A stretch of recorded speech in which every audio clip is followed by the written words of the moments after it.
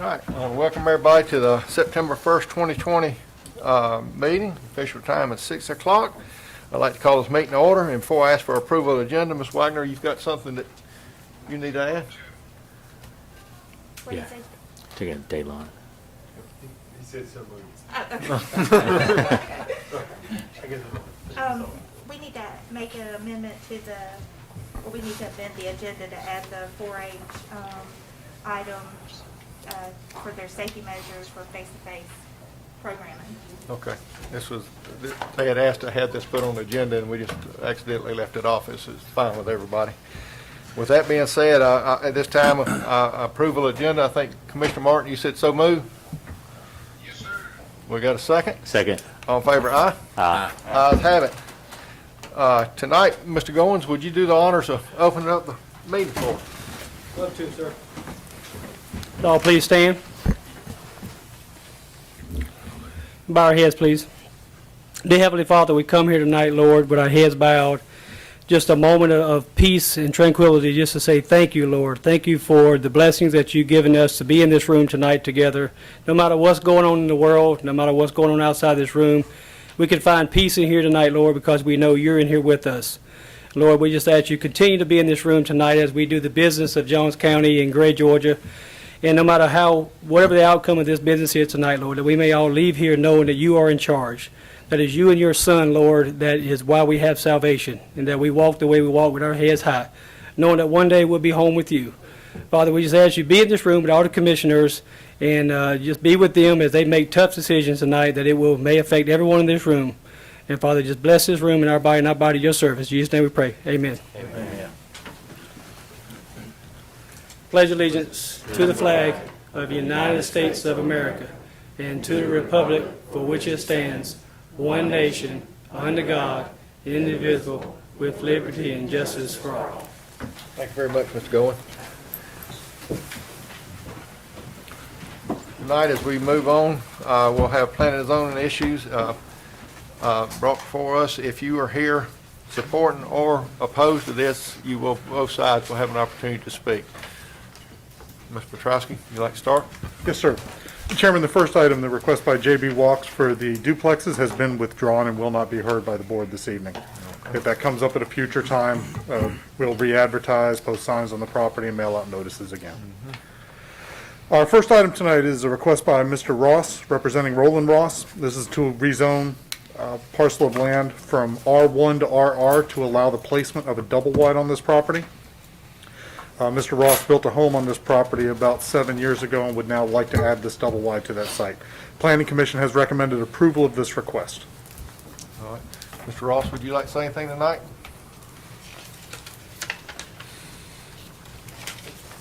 Good afternoon, Commissioners. Good evening. Thank y'all for hearing this.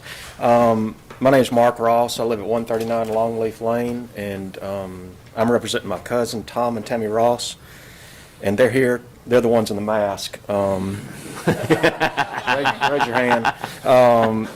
But they are proposing to rezone the property so they can place a double wide on there to provide a house for their daughter and her 3 children. They have 4 acres of land there, and they're not asking to subdivide the property, and they're not proposing any new entrance or anything like that.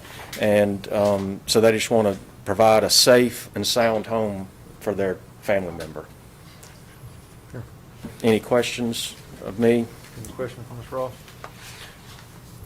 All right, thank you. Is anyone here tonight in opposition to this request? I see none.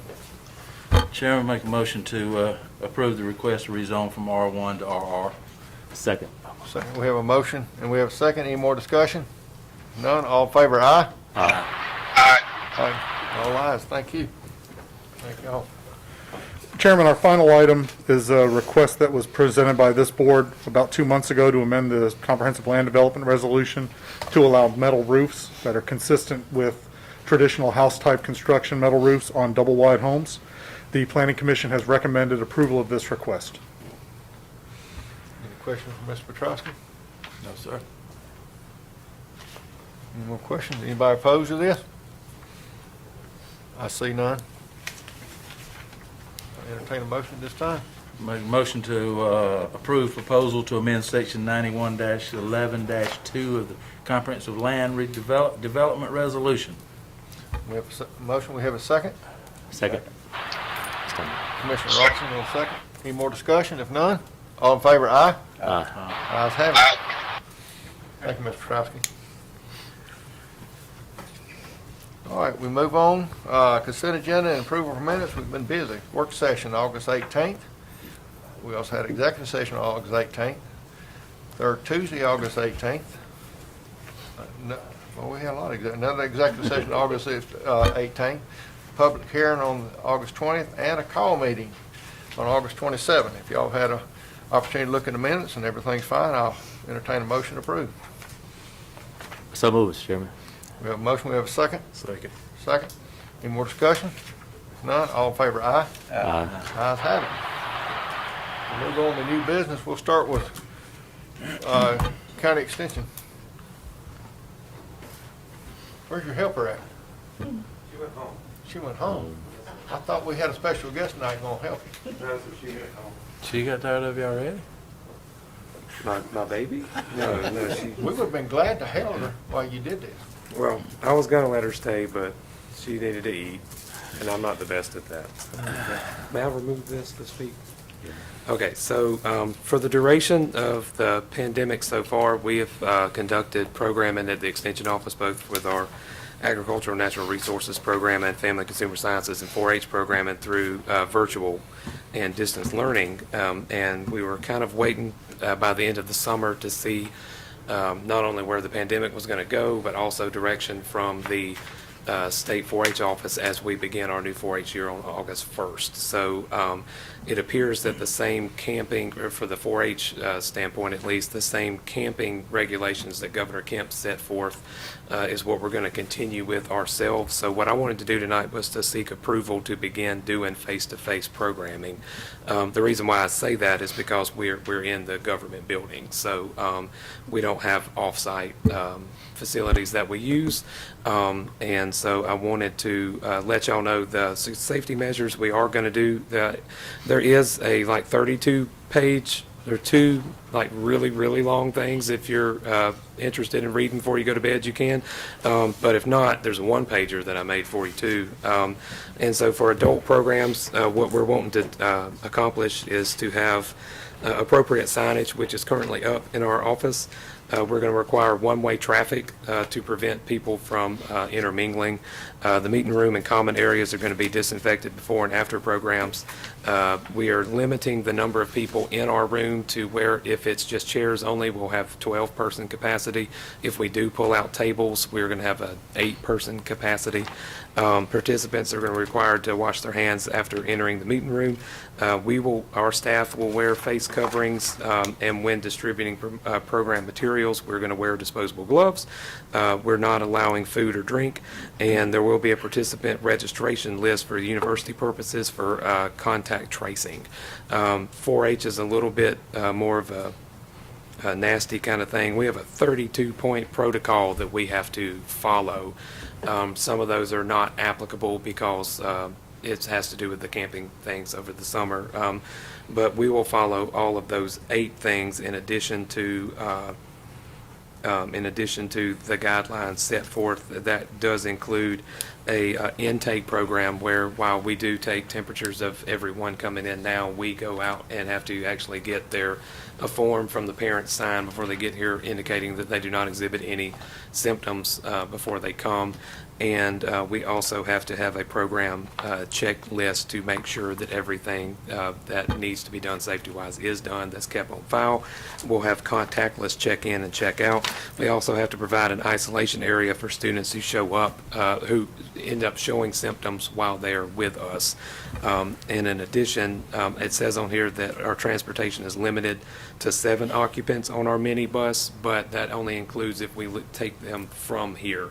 When it comes to picking up students from the schools like we have in the past, we are not going to do that this year until things kind of settle down, because if I have to have that intake form, and a child has more than the CDC recommended temperature, then I don't want to have them miss their bus or miss their mode of transportation and means not be able to take them.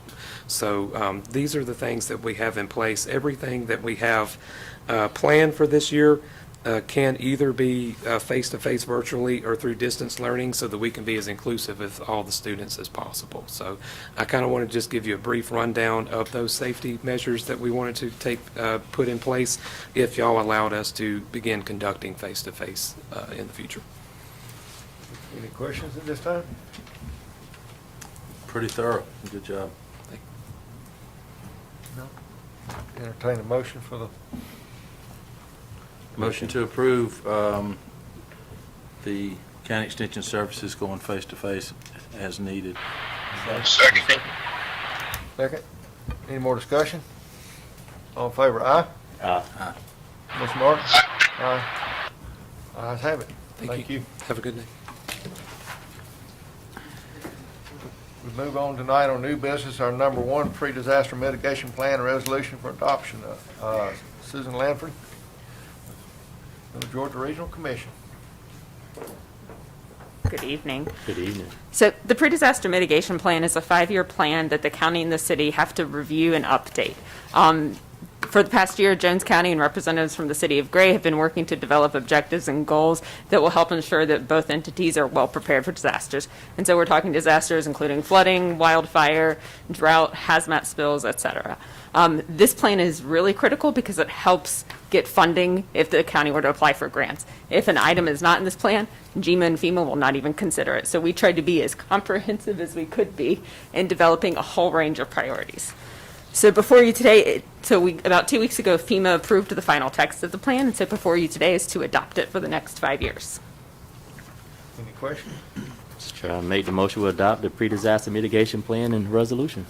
We have a motion, we have a second? Second. Second. Any more discussion? None, all in favor, aye? Aye. Ayes have it. Looking at the phone. Gotta love it. Courtroom technology upgrade, Ms. Pam Dixon and Judge Petty.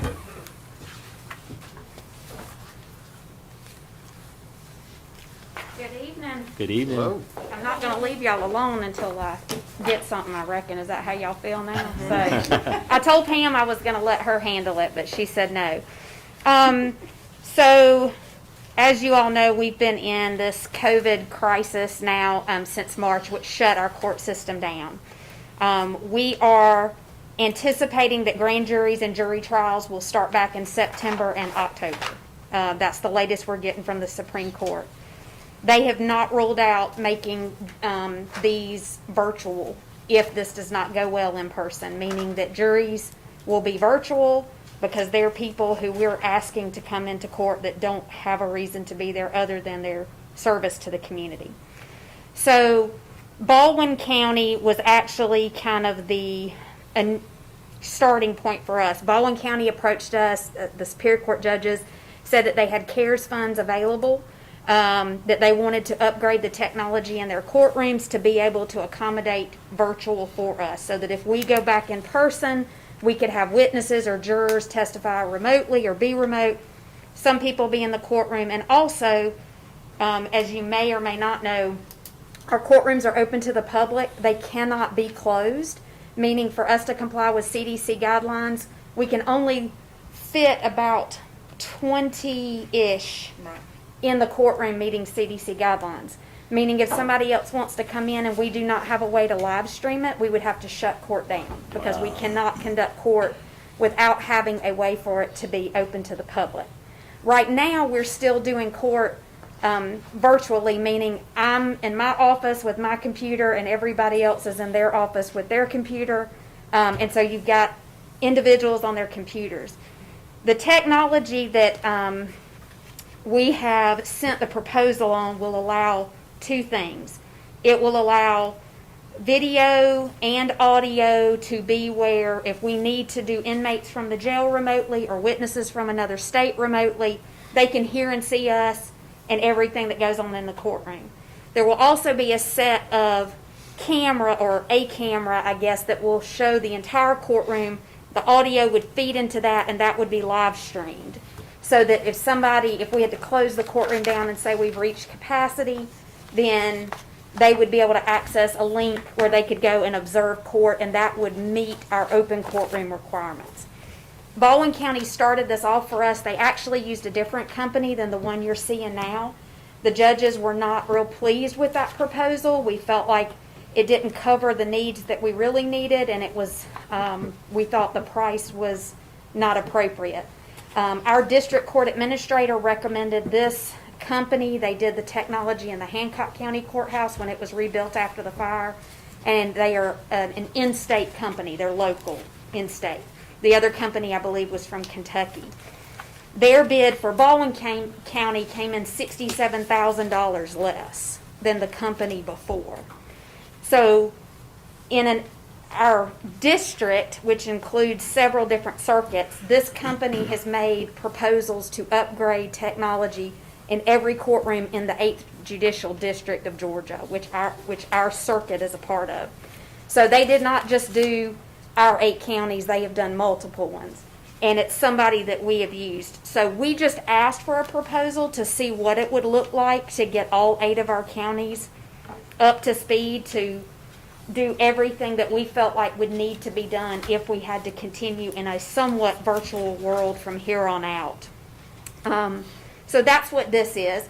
Our intent is if there were CARES Act funds available, we would be asking for our proposal to be considered out of those funds so that Jones County would not be on the hook to be upgrading the technology.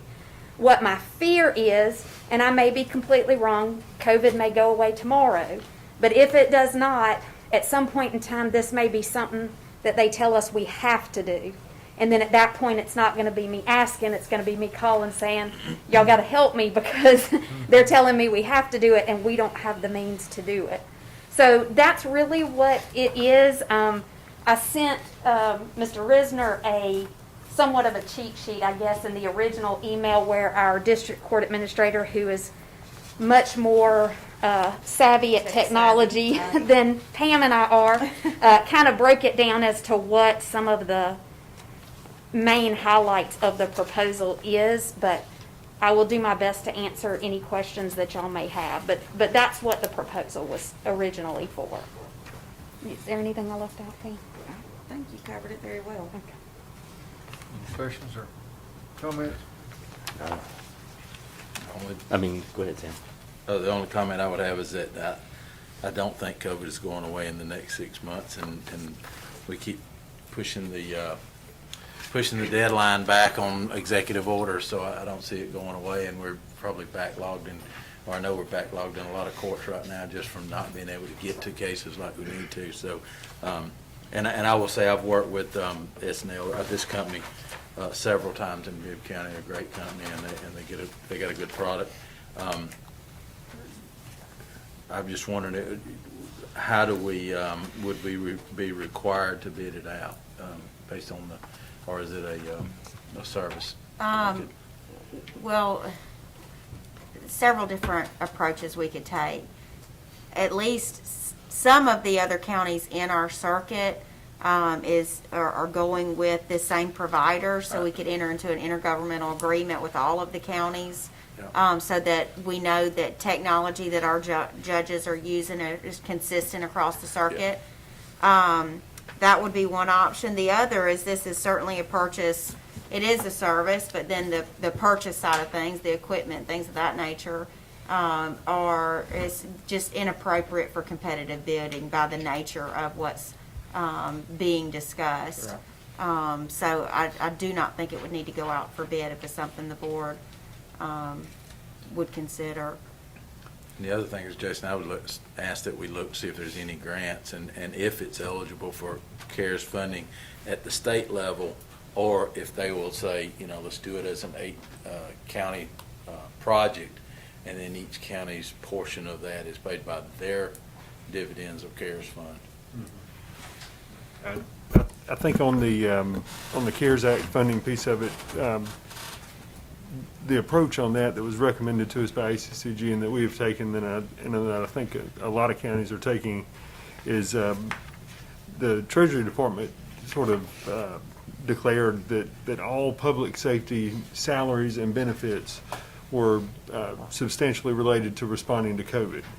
And so instead of having to sort of piece together what you've spent money on that was COVID related, you could simply submit your public safety salary and benefit information and access all your money that way. And so we had enough in the way of law enforcement and fire salaries and benefits to draw down the whole amount. So we're still waiting on the second part to show up.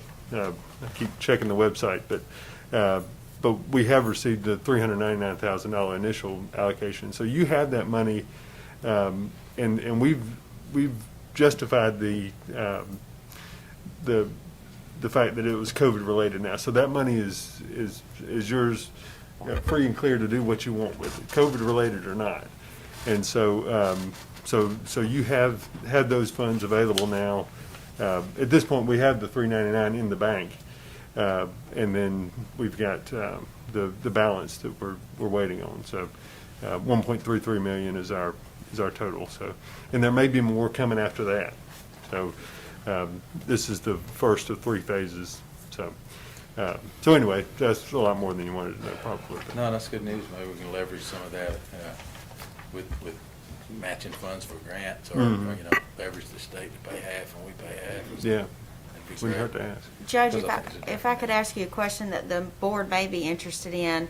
I know a major issue with the courthouse renovation and project that continues to be worked on is security and bringing inmates over. Would this help address some of those needs? This would eliminate transporting inmates altogether.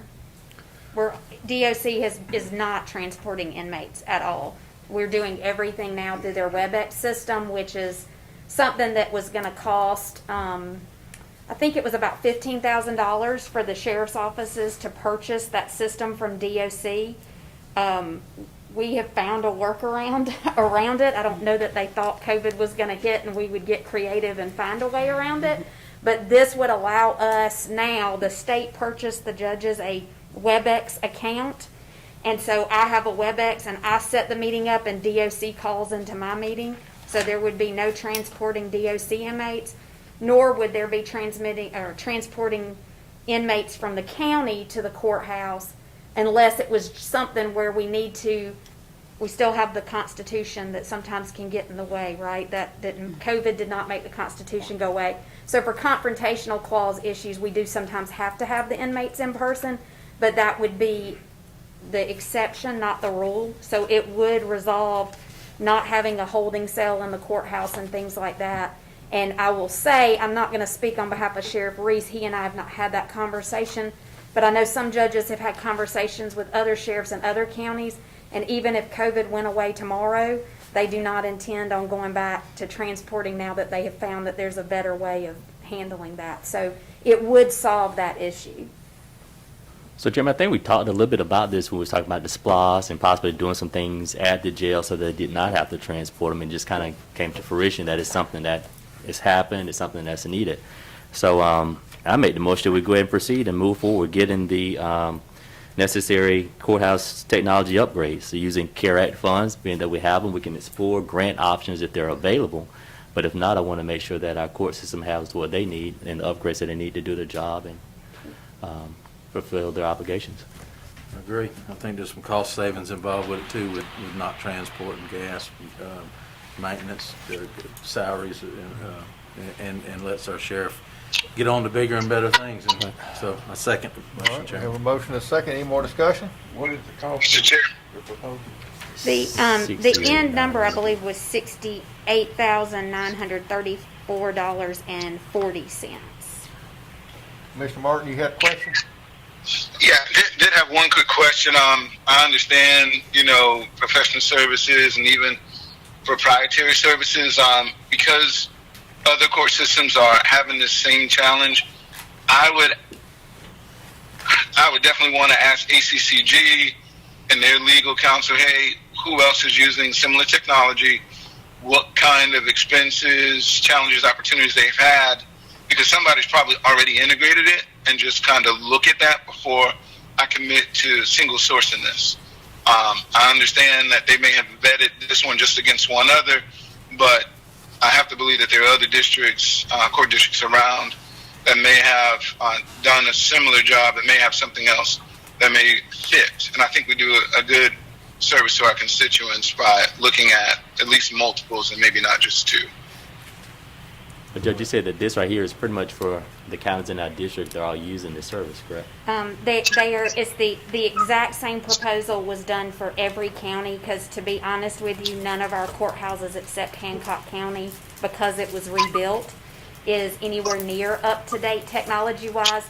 So Hancock County, I believe their proposal was, if I'm not mistaken, was about $28,000, because they only needed the upgrade for the live streaming and the cameras and audio integration for that. Everybody else's was identical, because no one has the technology in the other 7 courthouses. I will say, as Commissioner Kitchen said, Bibb County uses the same provider, and several counties do. I will be honest with you, the other provider was out of Kentucky, and I can ask my DCA, and y'all are more than welcome to call around. It's just that we were trying to find somebody in Georgia that could house it, because we felt like if something went wrong, we needed somebody to be in Georgia, not somebody flying from Kentucky. So I don't know. I wish I could give Commissioner Martin an answer as far as some suggestions for y'all to call. But I mean, I'm fine with y'all obviously looking at other providers, but I would be very surprised if the cost would be less than what this company has. But I would be happy to ask on his behalf, our DCA, if there's anybody else that I can give y'all to get bids on. I'll be happy to pass that along. Judge, And I only recommended ACCG because that is, not only our backbone, but they have a large legal team that probably looks at this, not just in our local district, but across the state. So, again, far be it from me to go against what the judges and all you guys have vetted. I would just say look at the bigger picture and the bigger scope if we have that opportunity. If there's no immediate rush, a phone call to ACCG doesn't cost us anything. But if you have to have it, and this is going to make a huge difference right now with our backlog, I'd support it. well, and if you all were to, if this board were to decide to check prices, do you have the concern that Jones County would have a different system and technology than what you're going to sort of grow accustomed to in every other county in the circuit? Let me just say that I would have to say that our district court administrator would have to be involved, or I would request that you have him involved with whoever you have do the proposals, because he's the one that's responsible for our technology in our district, and I don't speak their language. It is above my pay grade. So as long as it would comport, but I'll be honest with you, I just knew enough to get me in trouble with the other provider, and the judges and I just saw some issues. But once he started looking at it, he's the one that really could tell us, look, this is not what you're saying you want. So it's a very confusing process if if technology's not what you do.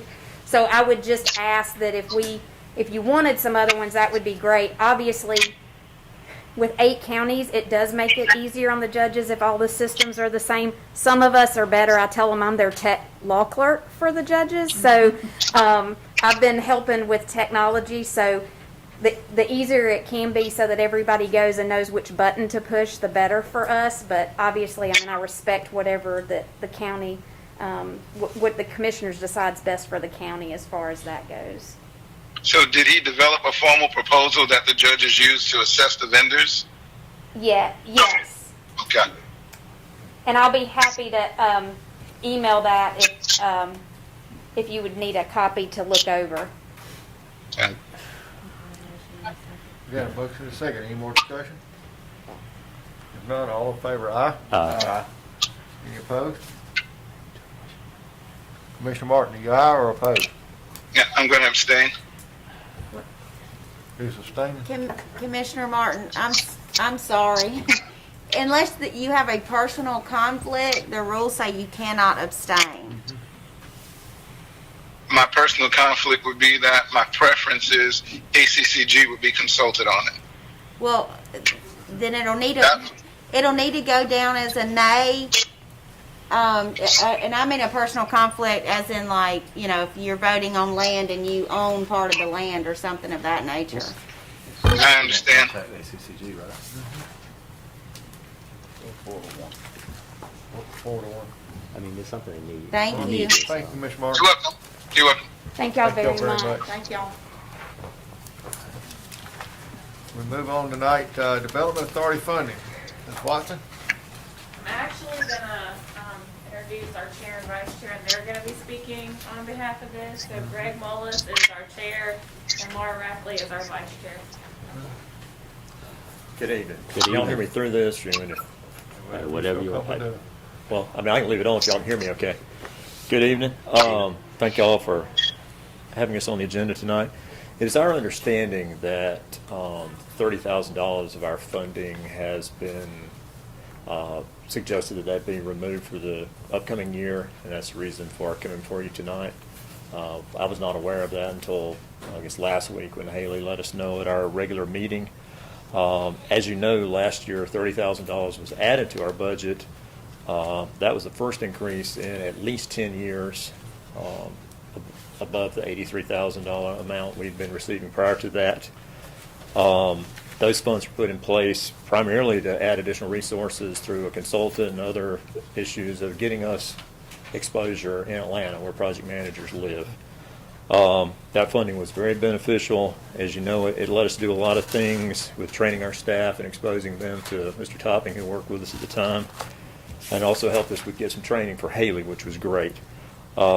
It also came at a very important time. As you know, we've spent a lot of time and resources this year working on grad certification. There were some wetlands mitigation issues and some cultural and historical issues that we had to deal with that were well in addition to what our budget covered, and that helped with that. We also went into what savings we have.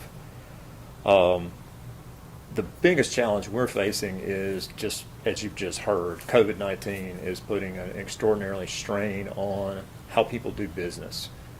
When you're in the relationship business, which economic development is, going to Atlanta doesn't exist anymore other than virtually. So one of the things Haley is working very hard in doing is revamping all of our marketing resources. As somebody said a few minutes ago, this isn't going away just in a couple of months.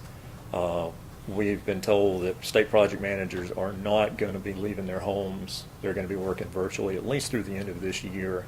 The same with utility project managers and a lot of your consultants. So we're revamping what we're doing. That funding is really important to help us do that. And tonight I would just request that $30,000 be put back in our budget, not just for this year, because we were promised last year that this was a permanent thing. So this was news to me that it was being taken out of our budget this year. So we would request that y'all put it back and also make it a permanent part of our budget. I think Laura wants to speak as well to some of our challenges.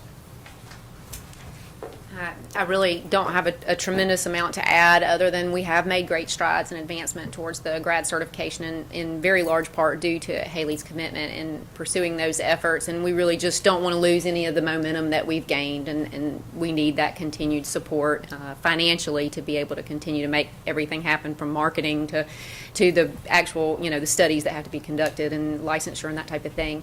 I will say we're also in a great place in workforce development through the College and Career Academy to be a selling point for these prospects as they come in for the industrial park. So that's really all I wanted to add, just to continue to ask for that support. I thought originally that we had added to the budget.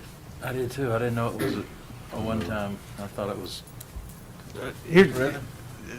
So what I would say is that when I didn't remember one way or the other, to be honest with you, and sort of as we were going through, the decision was made to kind of use the same budget numbers from the prior year. Mm-hmm. And so as we're talking through different things there, we internally, we had to try to figure out, did the board intend for that to be a permanent thing? Did they intend for it to be just a one-time thing? The safer proposition, personal preservation, is to say that it was a one-time thing and just to ask y'all to come back. So Let's fix that. I'll make it simple, Chairman. I'll make a motion that the permanent $30,000 addition to the budget for the Development Authority be reinstated. Second. Just a second. Any more discussion? All in favor, aye? Aye. Ayes have it. Thank you very much. Thank y'all.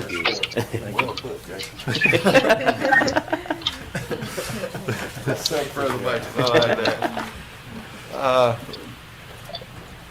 that. Ms. Brody, you got Michelle Ford's quick claim deed. Oh, I do. Max Davis had sent an email to Jason and I that in the course of one of his surveys, he discovered that some land that was granted to the county for the purposes of a road being built, a particular parcel consisting of .37 acres, was not used for that road. The road placement was elsewhere, and it has resulted in Michelle Ford not having any road frontage for her parcel. The county has no use for it. We're not utilizing it. We did not utilize it for the road project, and Max requested that that be quitclaimed back to her so that she would have road frontage. And I drafted that quitclaim. Did you happen to print it out? Okay. If the board sees so fit to quitclaim that back, and it would go back on the tax rolls. I make the motion that we put it back, quit claiming it and get it back on the tax roll. Second. Second. Any more discussion? None. All in favor, aye? Aye. Ayes have it. Thank you. Mr. Goins, golf course seasonal workers. Yes, sir. Thank you again. I know this seems kind of crazy for me to be standing here right now asking for this during these times and what y'all been dealing with. However, over the last 2 or 3 years, we made some great strides at the golf course, and we made some great improvements, moved some holes around, built some new tee boxes, and inverted the course, made some really good changes. We're getting a lot of that great job and some good data boys and things of that nature. Foot golf is still growing. However, we are still getting a few complaints from time to time, and those complaints mainly still focus on one area, and that is our lack of ability to be able to keep up cutting what is known as your common area or your secondary rough area. Because the staff that we have, which is minimal staff at the golf course, stays focused on our greens, our tee boxes, and our fairways, which are known as your playable areas. And so when those staff miss work for various reasons, then that puts you behind. You know, we only have 2 full-time grass cutters at the golf course, and when one of those are out, then you lose 8 full hours of grass cutting that week. And if they're out more than one day, then obviously the math just keeps adding. So I'm here tonight, in the sheets that I gave you kind of lays out what we have and kind of what I'm looking for if we approve it, is looking to add seasonal staff. A lot of golf courses around the state of Georgia use seasonal staff because we don't have them when the grass isn't growing, and we bring them back when the grass is growing. So we're looking at bringing them in at some point in April and then releasing them again some point in September, focusing just in the growing months. Ms. Rackley was here earlier. I don't know if she's still here or not, but I spoke with her earlier today about using the workforce study program through the high school career academy. And she's excited about maybe being able to partner with that if this is able to move forward. But doing some math, at the sheet that I gave you, the original math is $20,800 additional cost to the golf course for those 2 people during the season that which we would hire them. I did some more math and cut those hours back a little bit. Just again trying to be responsible as I can. So for 26 weeks of employment at 24 hours a week, that's 3 8-hour days. At $10 an hour, which is the rate that our part-time staff is paid at the golf course. That would be $6,240 per person, which would be $12,480 for the 2 seasonal staff members that, again, we would bring on board for 26 weeks during our growing season. My first thing would be go after students from Jones County High School, which Ms. Rackley did say we may be able to offset some of this cost through some programs they have. I can't guarantee that. but it's something that me and her could work towards, if that's possible. If not, then we would need this $12,480 as backup, if we're able to move forward with this request. So tonight, I'm here to answer any questions and to ask for seasonal staff. That wouldn't start till next April, not at this point. I can just about guarantee you get a hot August day and take some of them young people out there on the weed eater, they'll go to college. With the incentive program. I wanted to ask Commissioner Martin, he's always telling us about the workforce development, workforce study program. Is this the same one that's in the high school where they have kids or adults that need work and there's some funding for it? There's no something different. It's not that it's two different. Okay. The program You have, that, both pieces. So ideally, if you find somebody that's 16 to 24 out of school without the GED, that would be ideal if they enroll into a GED program. So it would be a good fit, especially as we try and take them from wherever they are to being a full-time employee of the golf course and a member of the county. what I was going to add was the Jones County High School program has a landscaping turf program in their work study. How about that? So we would use kids that have already been vetted and have some background in understanding what they would be doing. Obviously, there would still be a minimal of training that's involved, but they would have an understanding and actually in a pathway towards either owning their own lawn care business or something, but they would already be in that field of study. Awesome. And I guess with that, I'll ask, and I'm sure the high school already has this in place, but maybe reach out with AVAC, to see if we could partner with them because they have the turf management program there. So not only will they get some experience at our golf course, they may get a chance to go visit their golf course and, their turf facilities to get a better understanding of what they're getting themselves into and not only help them with their business and if they decide to come on board with the county later on in the future. I think we go after both of them, the workforce development program and the school partnership that we were talking about. Because I'll tell you, Chairman, and I brought this up and talked with Matt about it several times, and I've gone out, this summer and went to the course several times as a non-golfer just to see what the complaints were, and it's outside of the fairways and the greens and the tee boxes, which before this summer I couldn't tell you the difference between the two, but I do know that, the grass out here is this high and the grass on the green is this high. So, the biggest complaint was that golfers are slowing down play and it's frustrating, it's turning golfers away and it's doing this and doing that.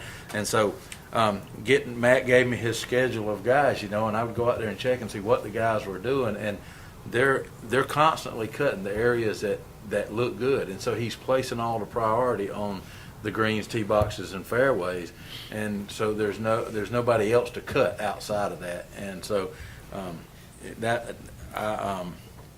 I would wholeheartedly support this, but I would also support that if we can get a partnership where we're grooming people to do this kind of work, they would be great employees of ours at a minimum. Sam, I've already reached out to the workforce development asking for. I think we asked for 9, I think. 9 to come in there. So. Okay. And I think this 12,480 would be a worst case scenario if we didn't get anybody doing it. So I'll make a motion to approve, Chairman. We have a motion, we have a second.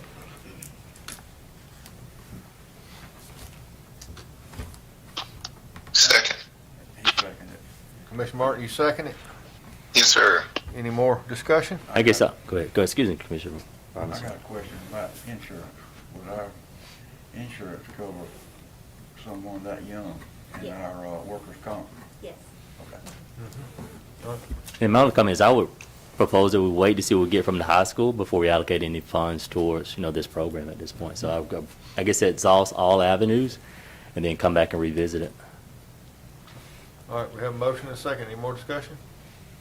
None, all in favor, aye? Aye. Aye. Opposed? 4-1. Thank you. Thanks, sir. We'll move on tonight. Volunteer firefighters pay FY 2021. Mr. Graham? Good evening. Matt, I do want to say this while I'm on the floor. The golf course has never looked as good as it does right now, I'm telling you. I've had a lot of compliments, a lot of Yeah. advice. I actually ran a call out there the other day with one of the employees, and I don't get to play that much anymore, but I enjoyed just the scenery. But I know what he's talking about in that secondary rough there. If you're a hacker like me, That's where you stay, like me. yeah, But you find a lot of golf balls when you go in there too, though. right, that's right. The Snake Man's gone now, if you remember him, Smoke Man. He used to collect those balls all the time. It seems like everybody that's coming up here tonight is asking for money, and without delay, I'm asking tonight our volunteers. We still got over 130 volunteers on staff, and each year our volunteers have to jump a few hoops to receive an incentive check every year. And it's a pretty tough steps that you have to take to reach that plateau. And I just want to leave it short and sweet. There's no price tag that I can put on this of what they're getting now and what possibly we could go to. These guys are dedicated, and they've got the burning desire to keep on getting it. And I have calls. Not saying I have floods of calls of people calling me from other agencies, but I do have them from time to time, and the other chiefs in the state say how lucky we are to have what we've got. I'm very proud of that, and that goes for the city too. They do a good job too. But I think that on our incentives, we've been at the same incentive for the past 10 years. I was lucky enough that my very first meeting here 11 years ago, the board asked me what I needed. And then I knew that we would have a winning team there because I had a board that would back me up on this. And my answer back was, it wasn't what I needed, it was what our volunteers needed. You guys have always gave us the tools. You've always gave us the tools, and believe in what I believe, and that's serving. And there's 130 others that do the very same thing that I do, and they don't get paid a dime for it. The incentive is just enough to pay for their retirement in this. And when I say that, it's right at the edge. And they're even talking about, the state's even talking about going up with that. So there's no price tag that I could put on there. I just want to remind you of our volunteers, and don't forget them when we look to be getting possibly raises or something like that down the road. I know that we did a very very professional evaluation for salaries in the past 6 months, and that in my mind it was professional. It was very professional from others that I've had before. And whoever got this group to come in here, Shannon or whoever, I appreciate that. But please remember our volunteers. I can't give you a price on it. I leave it with y'all. For the board's knowledge, every year, when this was first originally voted on, it had to be approved every year for incentive program. Okay. And it brought my attention that we need to vote on it again this year. Okay. So that's why we've had Don forward. But any questions for Mr. Graham? No. I think it's a good opportunity that now that we're evaluating salaries across the board, I think they're employees too, they're volunteers, and so I definitely think we need to make sure we include them in the discussion of salaries. We are blessed, truly blessed, and the savings is crazy what we're saving. I know we spend a lot, but it takes a lot to just have the basics. And I believe in this program, and I want to continue with this program. until I drop. So, please let us continue, and I hope we can give them something a little bit better. This time I'll need a motion to continue with the incentive program for another year. So, go ahead. Motion to continue with the incentive program, and also amendment to look at the level of incentive based on our salary study. Second. Second. Any more discussion? None, all in favor, aye? Aye. Aye. Ayes have it. Thank you. Thank you, Mr. Brown. Thanks, Chief.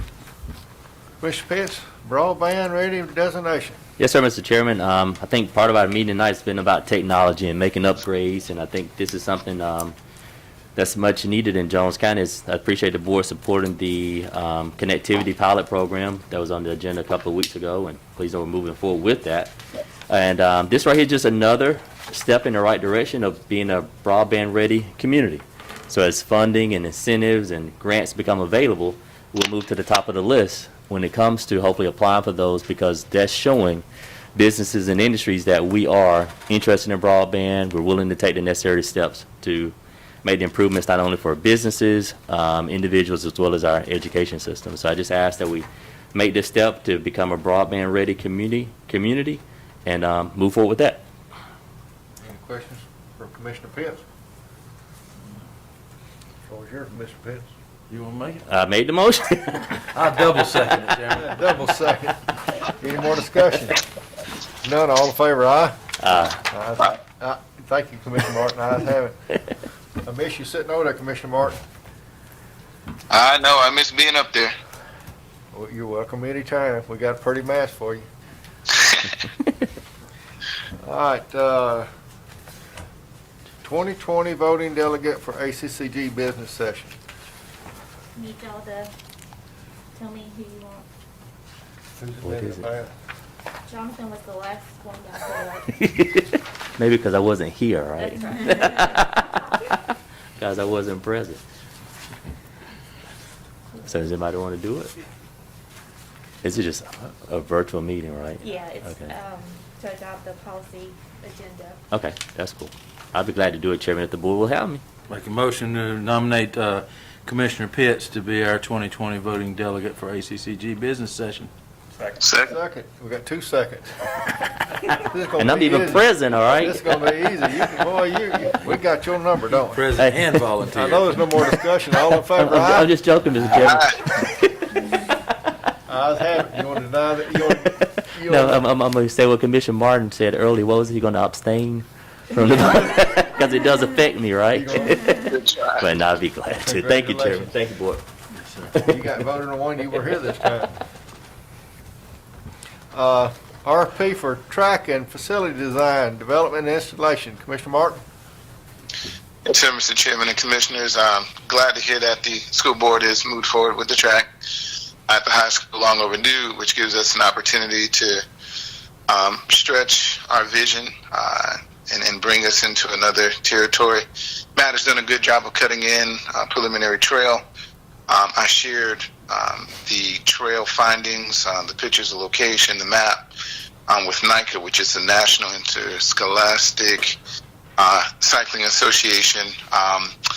And what I'd love for them to do is to really take a good look at our venue and consider it as a designated racing facility. There are very few of these in the state and even less across the country.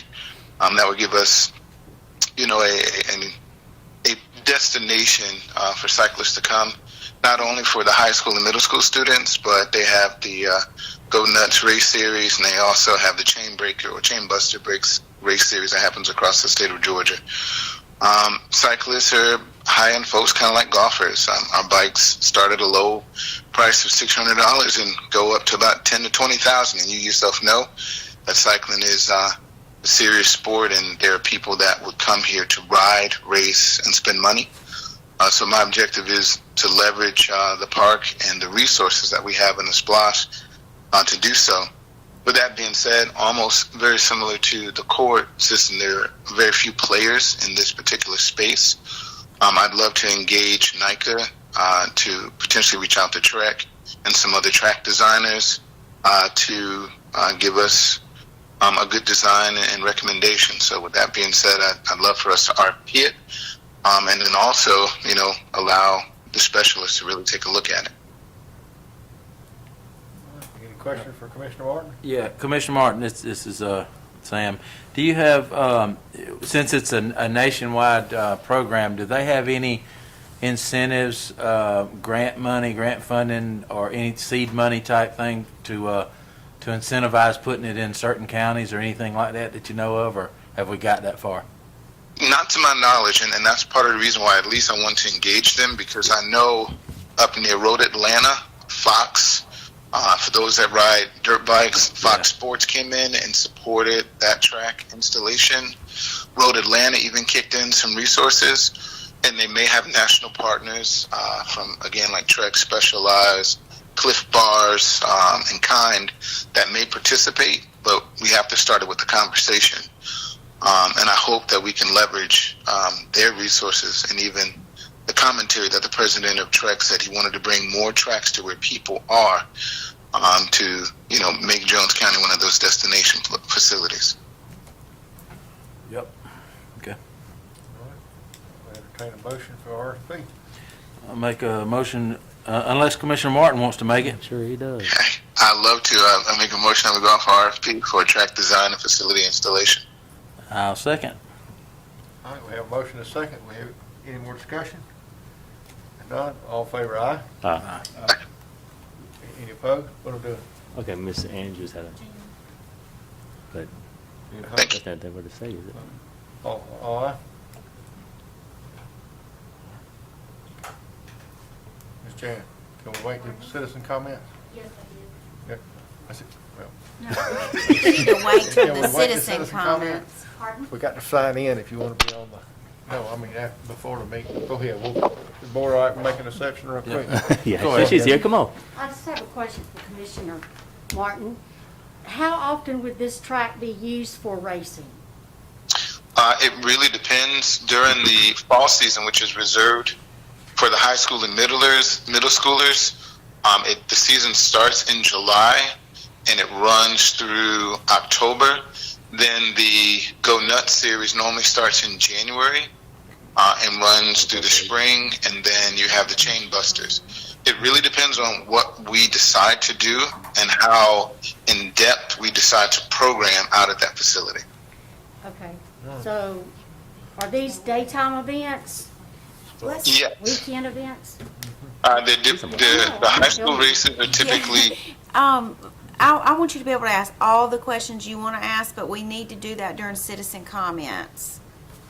But if you already voted to approve it, then, Well, It's just a they're request for approving the proposal. RFP, not the RFP, project, We haven't done, so, it, so we got yeah. opportunity. Just to bring But us a in the future, plan. for anybody, if there's an agenda item that you're interested in speaking or questioning on, if you'll please come up here and sign prior to the meeting, or if you just let me know, I'd like to speak on this when this agenda item becomes available, I'll be more than happy to put you on the list. So before this board makes a decision, we'll have an opportunity to let you speak, and you might have an idea we hadn't thought about, because your input is very important to us, because there are times that citizens come forward and give us an idea that we hadn't even thought about, so, okay. Thank you, Commissioner Martin. You're welcome. Oh, I hate these masks. If I don't hold it close to my face, it'll fall down. Did we finish writing on that motion? Yep. And Commissioner Martin, that was your SPOS funds for your track you were using, correct? Yes, sir. Okay. That was said earlier, I just wanted to clarify. Contactless temperature measuring station, Mr. Risner? Mr. Chairman, the sheriff had contacted me regarding a couple of these for the sheriff's office, and we may have need for one here and maybe at the courthouse as well. But this is a device that you basically, rather than using a handheld thermometer, this is something you just walk by and it can tell if you have a mask on, and it can read your temperature. And so they have need for a couple of these over at the sheriff's office, and they had talked to to this vendor, and the price of these units is $49.95 a piece. They had requested that the board use some of the CARES Act money to purchase a couple of these for the sheriff's office.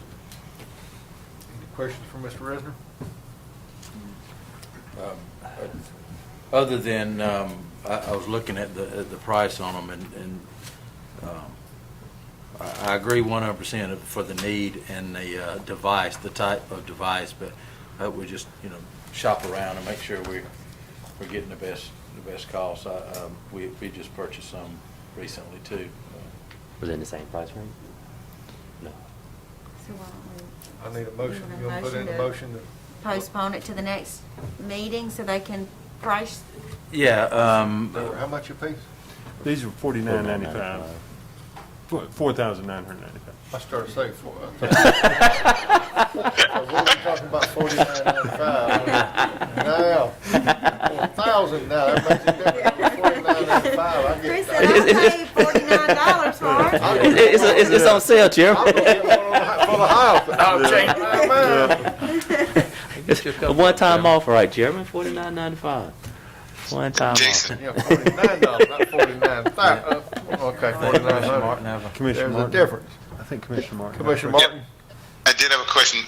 Did that include the government center? Because obviously, high traffic area, trying to protect constituents and employees. If not, I'd ask them to add one more.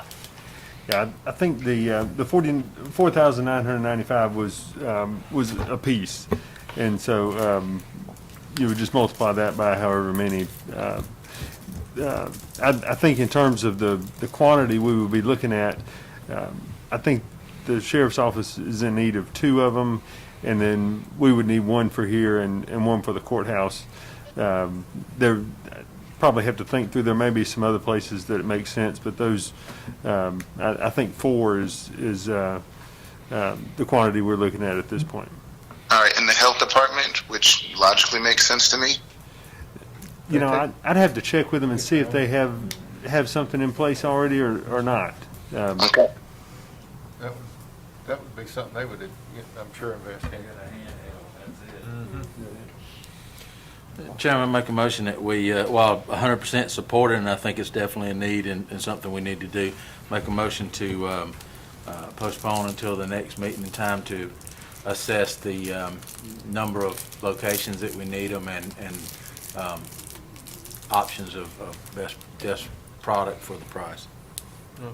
Second. Second? Any more discussion? None, all in favor, aye? Aye. Ayes have it, thank you. Census update, Mr. Resnick.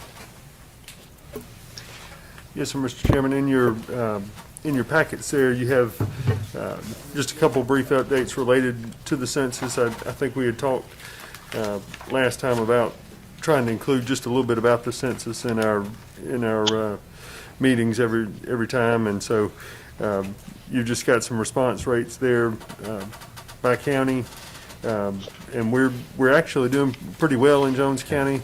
I think I mentioned last time that sort of southeastern, it doesn't show up very well there on your map, but there's one of the census tracts is sort of the southeastern portion of the county there, and that one has historically been difficult to count, and it's proving to be so again this time around. So just would encourage everyone to spread the word, and I think there are multiple options on how to respond, and would just encourage everyone to participate. Any questions, comment? All right, we'll move on to take-home vehicle policy on old business. Ms. Wagner? Just want to open back up the discussion for the take-home vehicle policy.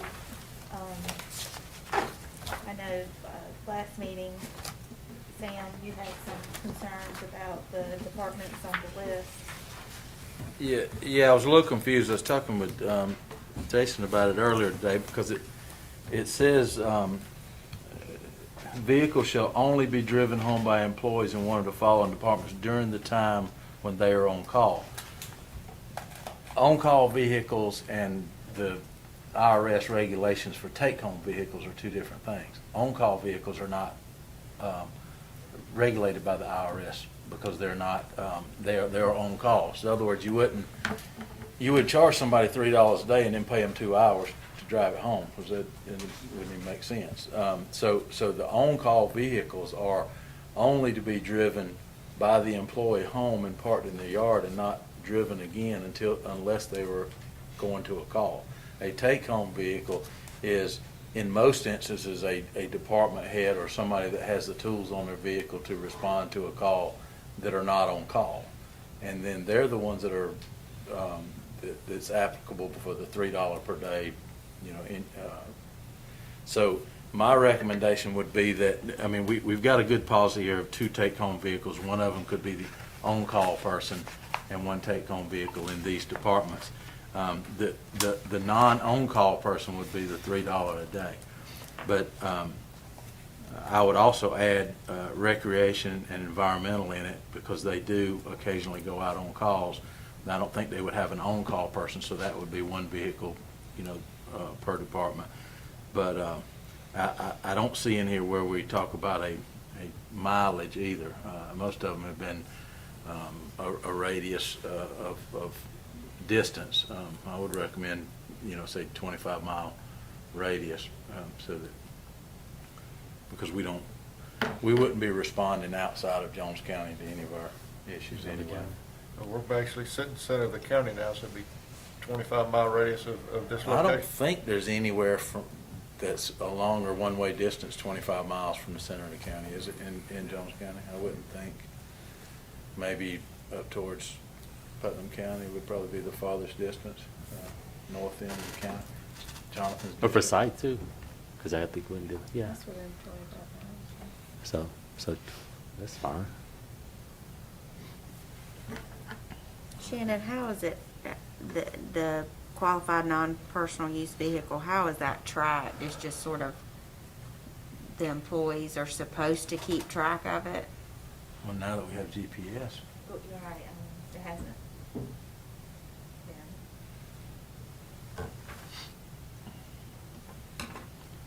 Still, we need to amend the policy and bring it back, or can we just move forward the additions now, or? I was just a little confused on the one just above the items for the departments, where it says, if vehicles shall only be driven home by employees in one of the following departments during the period of time when they're on call. But there's a portion of them that are not on call. They're paying the $3 a day. So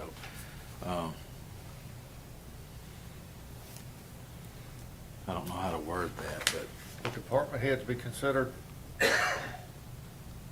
they're always on call.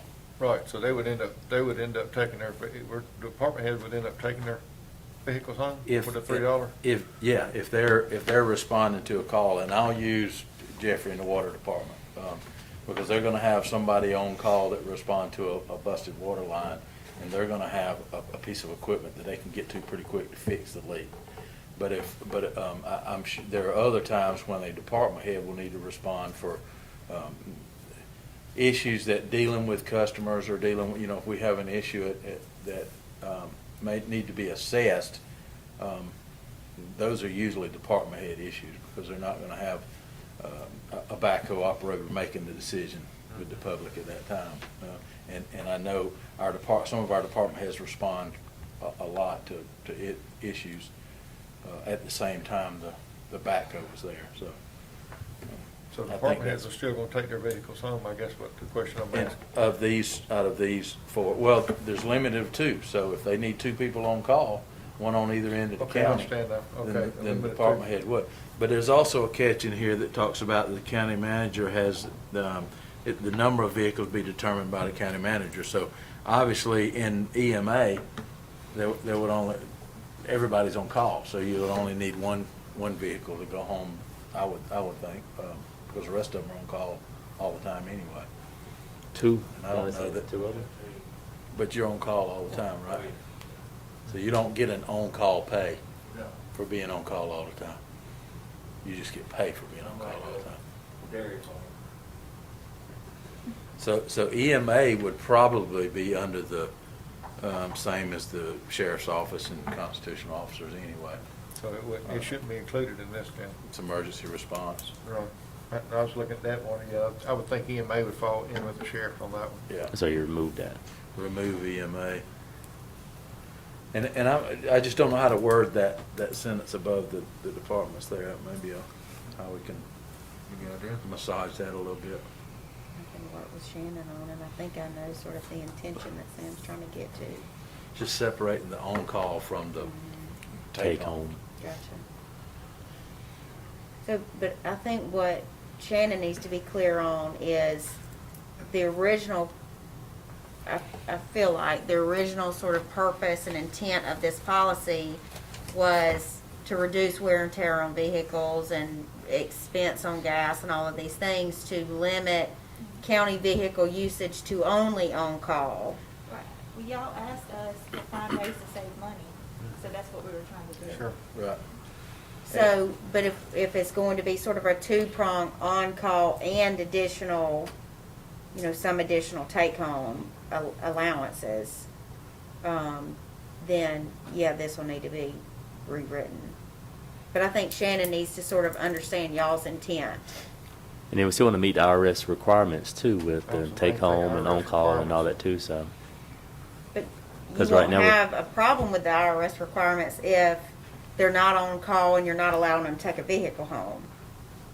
Do you get what I'm saying? I get, think but it's that's what almost like- Shannon was under the Right. impression that you wanted to steer away from. The board felt that we wanted to steer away from employees taking county vehicles home. That would be part at the end of the workday. But I guess what Sam is proposing, that means we're gonna fall back, not being compliant with the IRS, then we're gonna be out of compliance. Is that what you're saying? With some, if not, Because then. if they don't take home a vehicle at all, you Okay, don't, but you don't what even you're have to proposing, some people charge take $1.50. Right. The $3 a day is for, and whether it's department heads or whether it's somebody in the department that's gonna respond to a call, but they're not on call. So, and we have that all the time. It's not, I don't think, there's gonna be a lot of situations where the person that's on call is a backhoe operator that is a plumber, that can fix pipe fitting. But if you get a call that is not a busted pipe in the water department, Jeffrey's gotta go. And Jeffrey's gonna get called. And we're gonna, and being a salaried employee that does not get overtime or comp time or anything like that, that's not fair to that. And that's the intent of having take-home vehicles. I do think we're gonna save a ton of money because we got a ton of take-home vehicles right now. And we're limiting to one take-home vehicle and one on-call vehicle, so 2 per department. So if we've got 8 in the department going home now, we're saving 7 of them. So we're covering all the departments. We got public works, we got water, we got building maintenance, we got animal services. Is there anybody else? Sam wanted code and Parks and recreation added, EMA deleted. Yeah, the environmental and recreation and EMA deleted. So is it the intent of the board, so we know when we revise this, to have the on-call language, and then additionally allow a take-home vehicle, not exclude all take-home vehicles? We're not saying at the end of the day, county vehicles will be parked unless you're on call. We're gonna allow those, but only 1 per department. 6 for 6 departments. So 6 Right. take-home vehicles would be allowed, Okay. and then 6 on call. And all other departments, all vehicles get parked at the end of the day. And you're good with taking them out of the county? 25 mile radius. radius.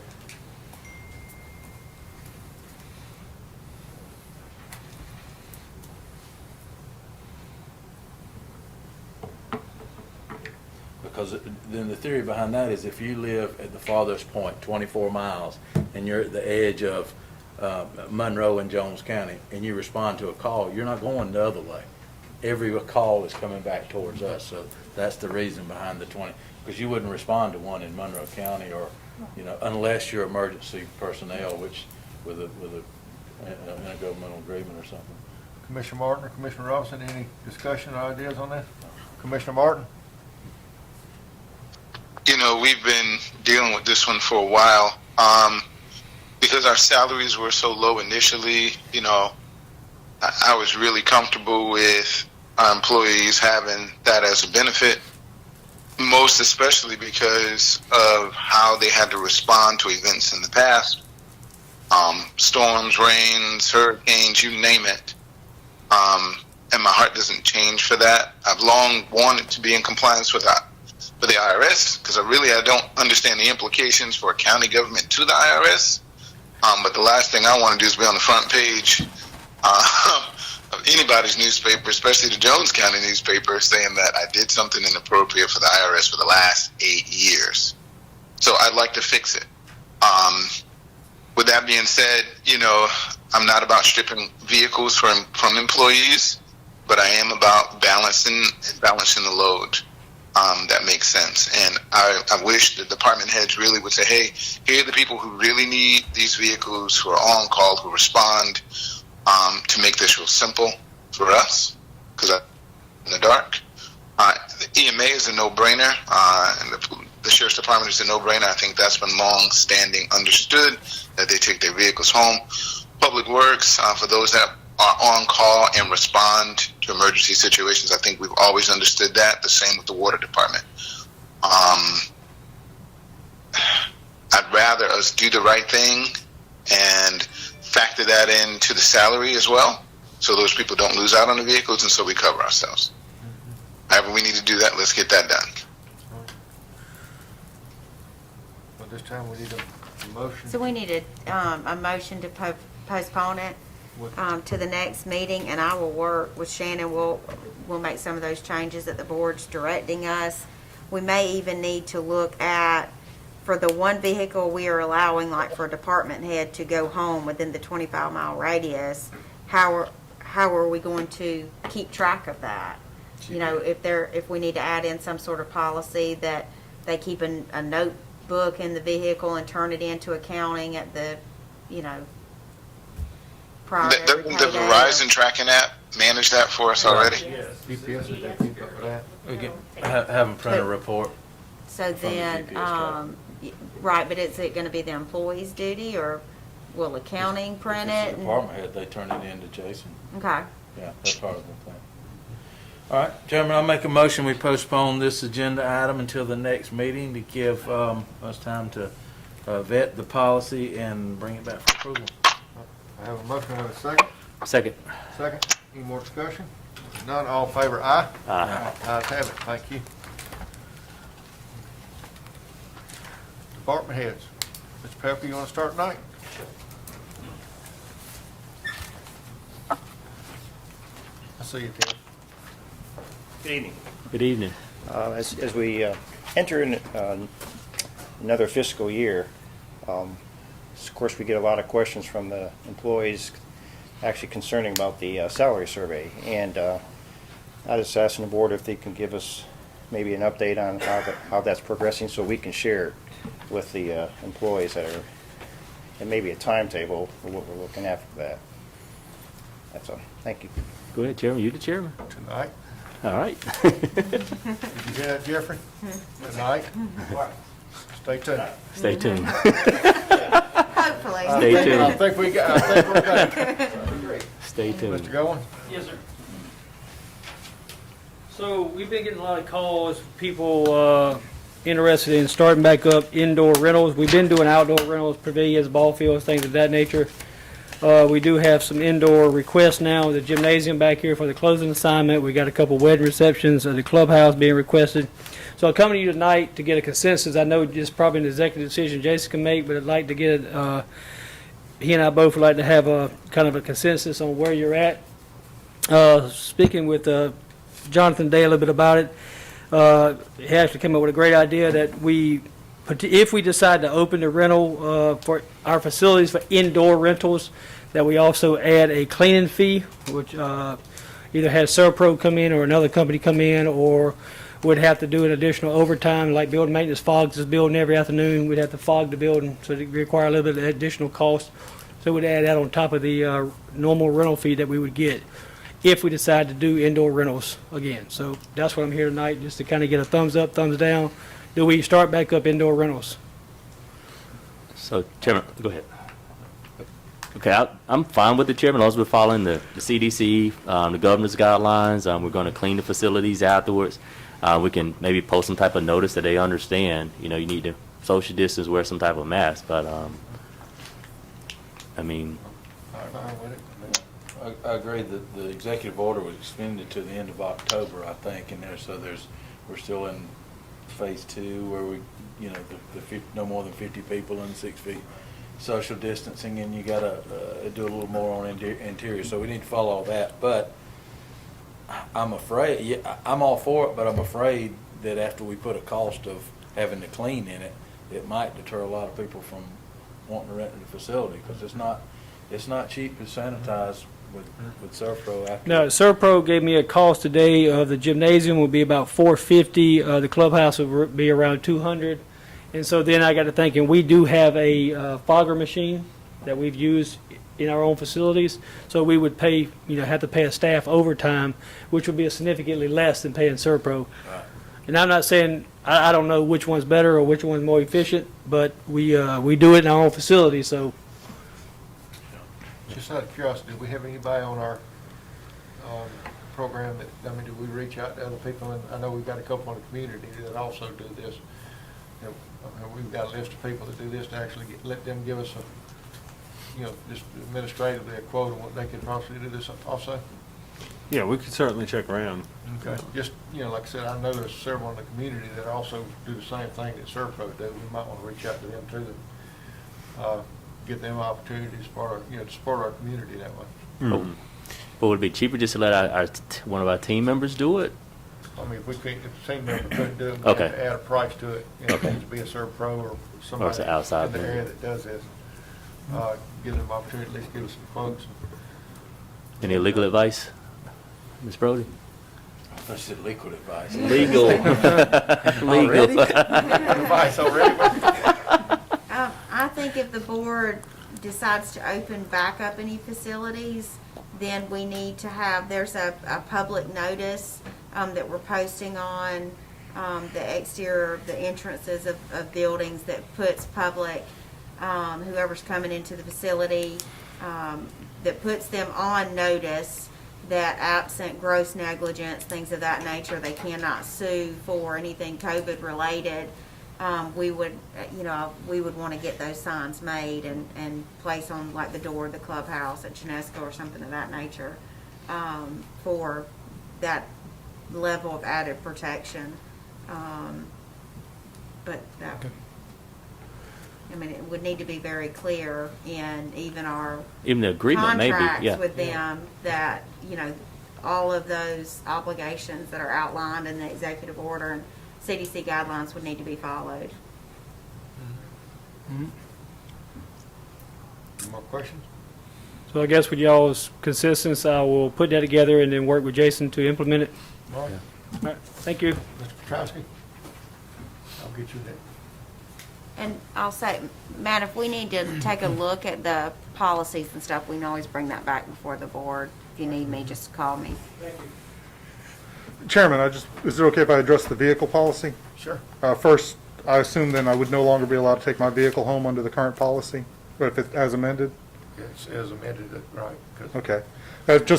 I do consider that a benefit to me, so you're reducing my pay by taking that action, in my Let's get opinion. through the salary study and then we'll. I understand. Yeah. The other thing is the way my office is currently operating, my building inspector is based from home. He is not working out of the office. So will he have to come to the office to pick up his truck every day now? So he's working from home? Yes, sir. He's based from home. He's on the road doing inspections. Oh. Something we need to think about. That's good. Is he because of COVID or? Yes, sir. I don't want to expose my secretary to, there's no need for him to come into the office. We're getting everything done without him coming in. So we're limiting our exposure through that purpose. Yeah. And where the vehicle now is closer to a large percentage of our inspections than coming to the office and picking up the vehicle.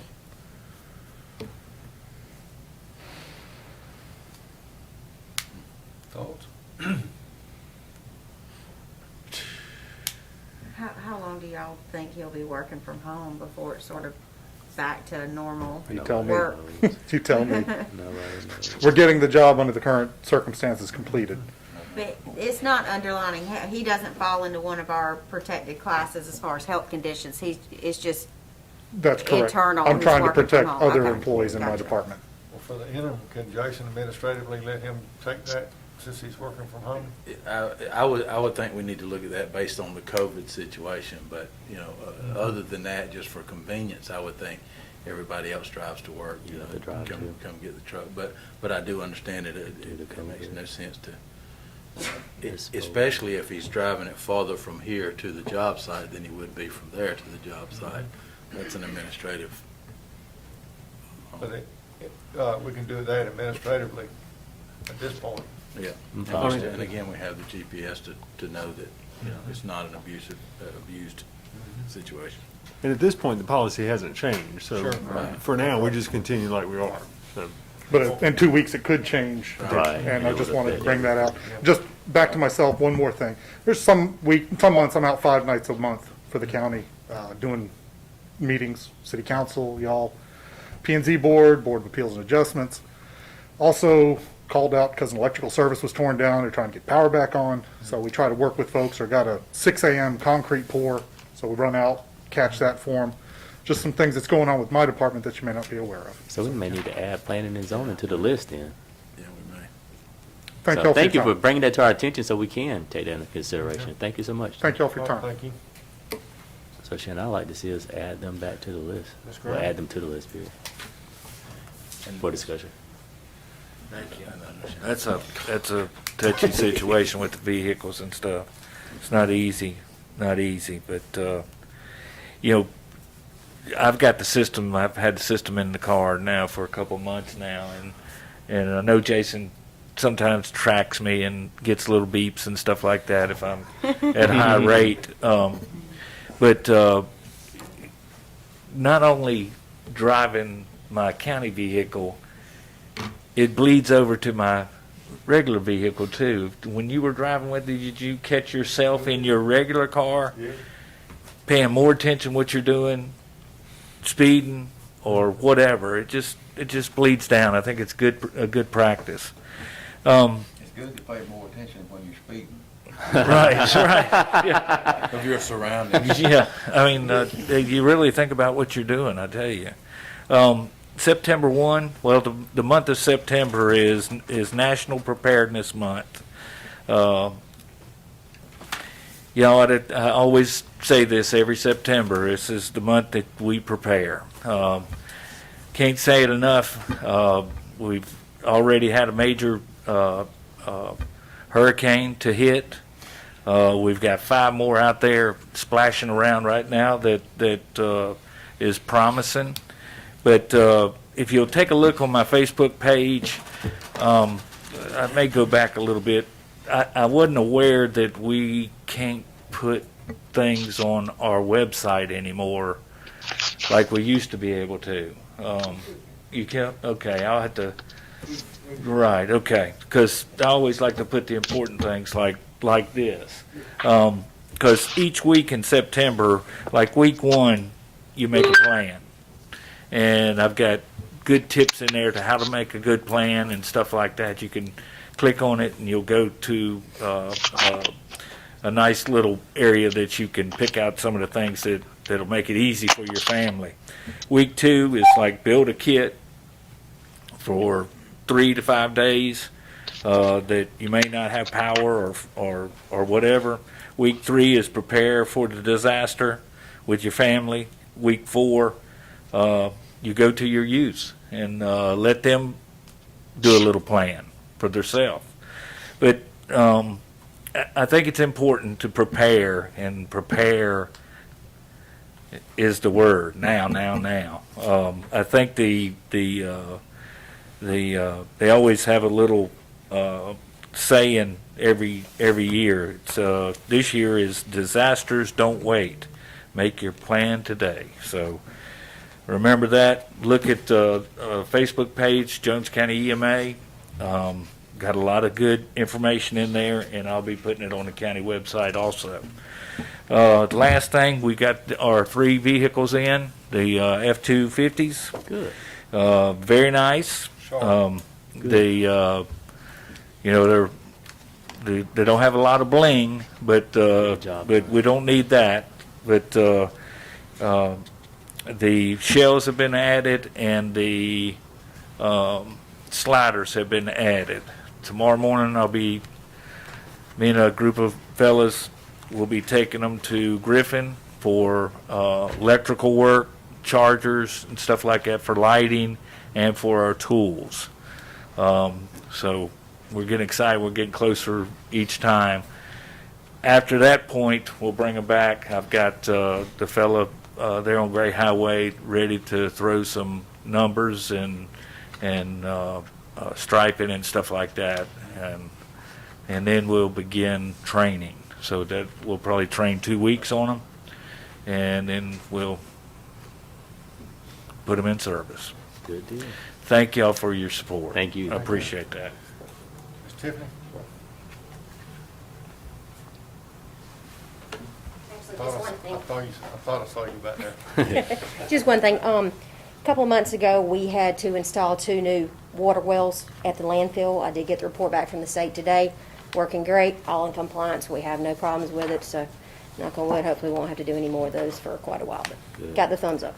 Thank you. Good deal. Well, I'm thinking about it, I got something on my desk, you probably already got it. No, I'm sorry, Jeffrey. What was that? I've got something on my desk I need you to look at. All right. Mr. Ruth? Yes, Mr. Chairman, I was just going to mention, Ashley talked a little bit about the signs earlier, that the legislature passed a law earlier this year related to liability for COVID, and it basically says if you post a sign at some point of entry into facilities, the sign, the letters have to be a certain font and a certain size.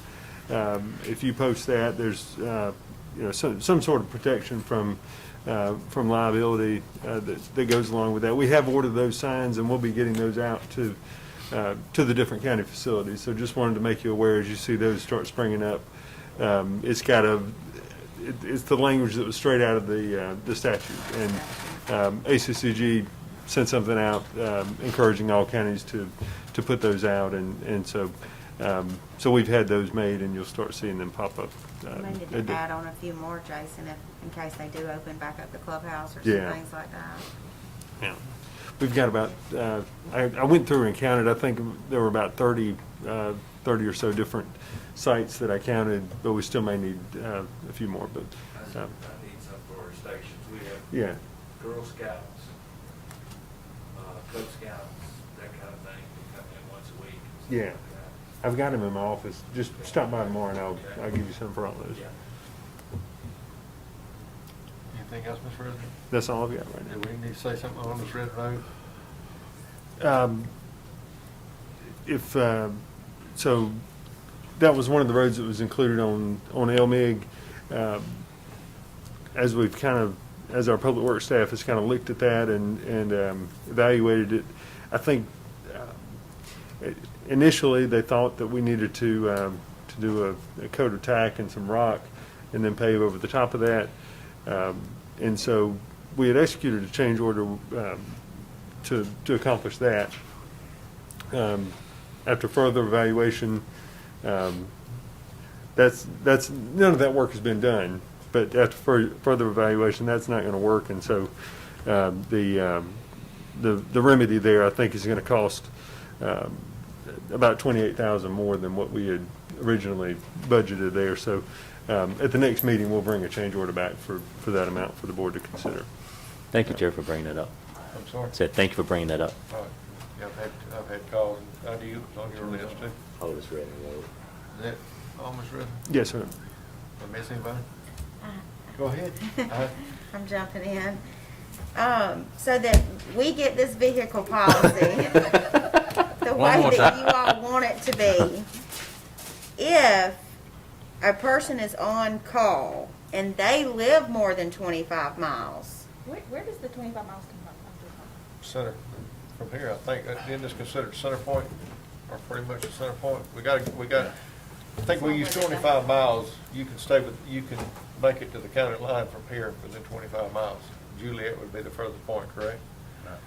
I'm just thinking if we've got somebody that's required to be on call, that's part of their position, but they live in Monroe County. Yeah, I don't think the 25 miles, because they're responding this way. That was more for the take-home vehicle. Okay, so that's, because I think that's going to be how it needs to be structured, is on call, and then a take-home. separate section is take home, so that it's not sort of commingled. So that's not going to be applicable to on call. Right. Okay? And then, if it is a department head that's taking home a vehicle, their one vehicle, and I'll use Mr. Pelkey for example. I have no idea where you live. But if, say Mr. Pelkey can take home his vehicle, but he lives in Dublin, I don't know where you live. Are we saying then if he has to go further than 25 miles, he would park it at the county line? Or if he would be required to drive it more than 25 miles, then it has to stay at the government center? Yeah, I don't think it's allowed over 25 miles. If you live over 25 miles, you're not allowed to. So it gets parked at, I know you mentioned one time like the nearest fire station, or it stays at the government center, or what? I would say at the government center, because the policy that I was under in the past that we partnered at a fire station is a 24-hour fire station. There's no protection at our fire stations other than burglar alarms. I mean, we don't have cameras looking over the parking lots. And yes, we do. We have fine burglar alarm systems. Top notch.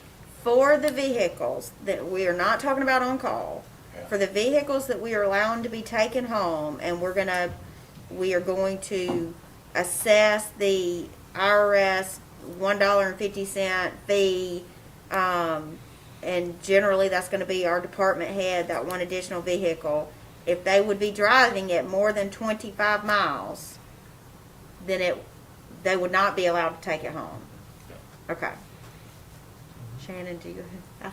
I think that's got my questions over here. Okay.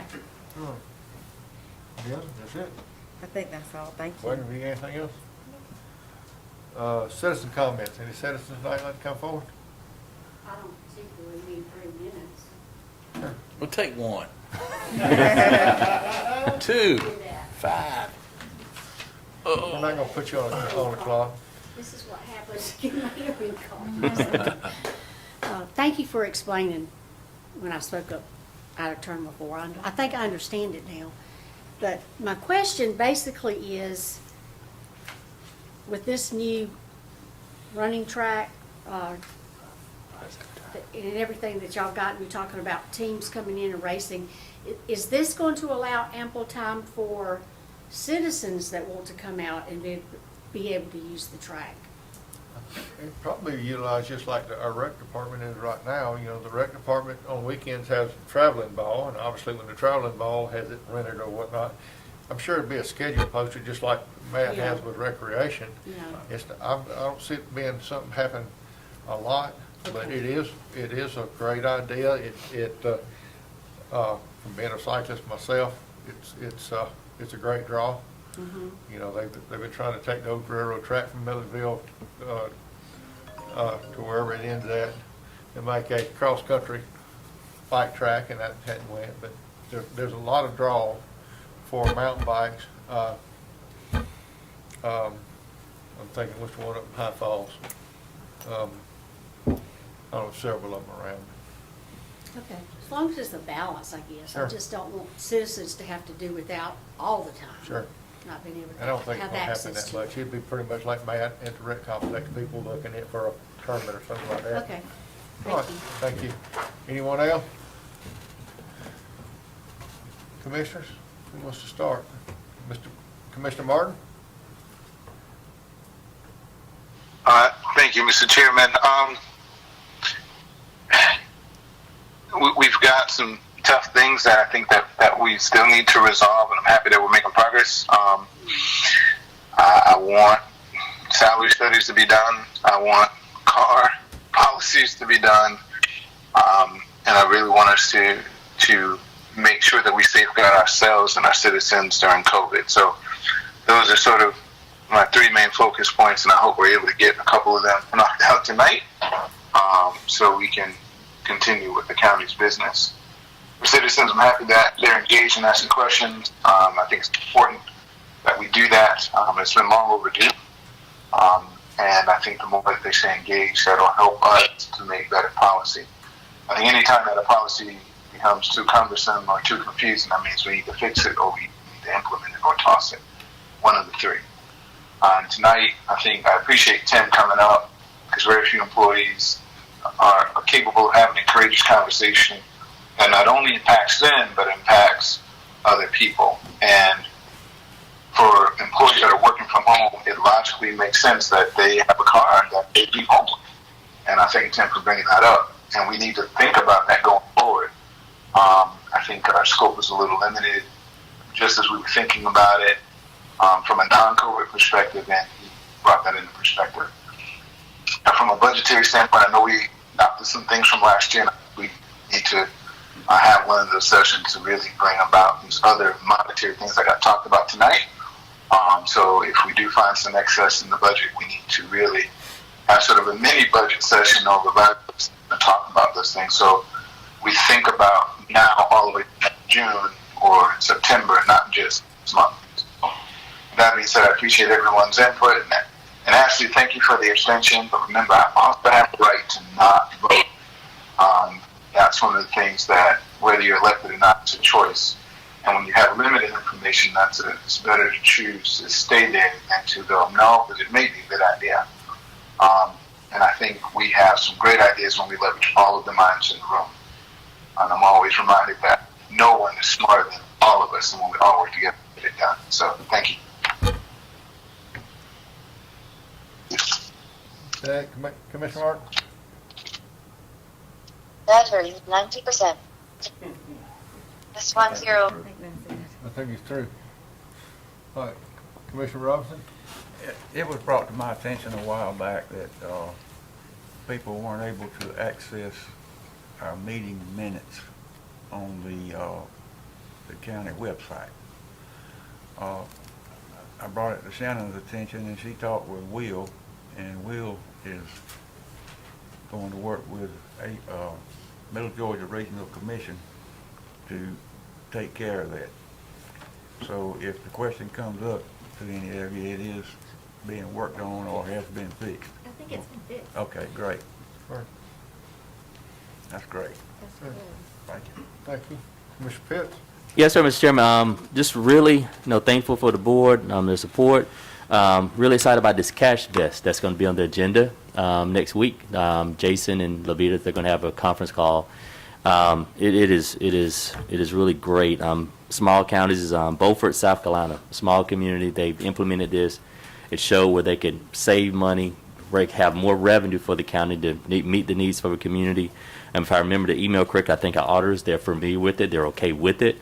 So I'm just so excited to hear about the presentation that Jason and Levita is going to have present to us to show us some other cost-saving avenues for the county to have so that we can continue to meet the needs, salaries, and other needs throughout the community. So I'm really excited about that. Thank you so much for your support of the Broadband Ready designation.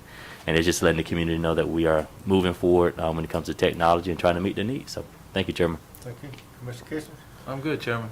Thank you. Wow. That's what I'm talking about.